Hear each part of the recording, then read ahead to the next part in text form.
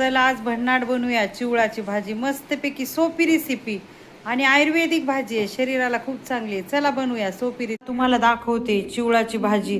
आयुर्वेदिक आहे आणि खूप सोपी रेसिपी आहे. लसूण, शेंगदाणे आणि चवीनुसार मीठ एवढंच लागतं याला. हे तेल आणि आंबारी थोडीशी चटणी टाकायची. खूप आयुर्वेदिक आणि मस्त आहे. चला तुम्हाला मी करून दाखवते भाजी. खूप कमी साहित्यामध्ये बनते आणि खूप टेस्टी. चला बनवूया. लसूण बारीक करून घेतलाय, खूप बारीक नाही करायचा. आणि हा शेंगदाण्याचा कूट बनवलाय.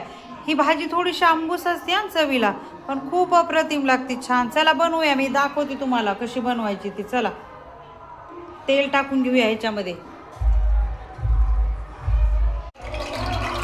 चला आता ह्याच्यामध्ये लसूण टाकूया.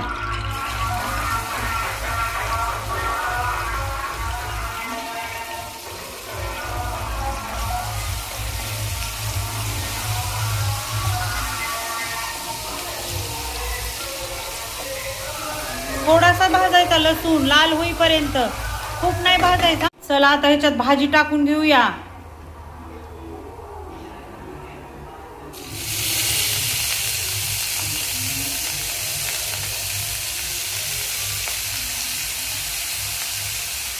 कशी आहे, भन्नाट आहे का नाही?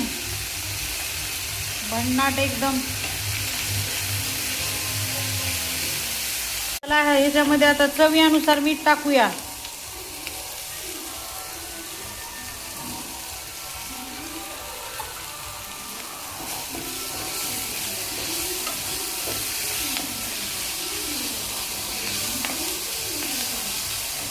आता लाल चटणी टाकायची आहे, आंबारीची लाल चटणी थोडीच टाकायची. चला आता भाजी शिजली आहे ही. आता शेंगदाण्याचं कूट टाकून घेऊया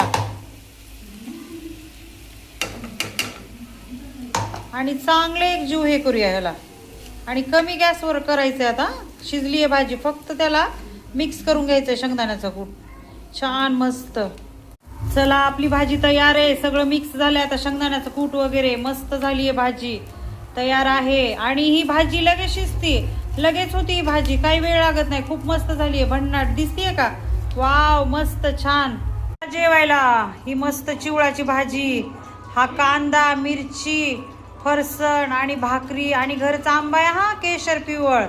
चला जेवायला. तुम्हाला दाखवते कशी टेस्ट झाली आहे चिवळाच्या भाजीची.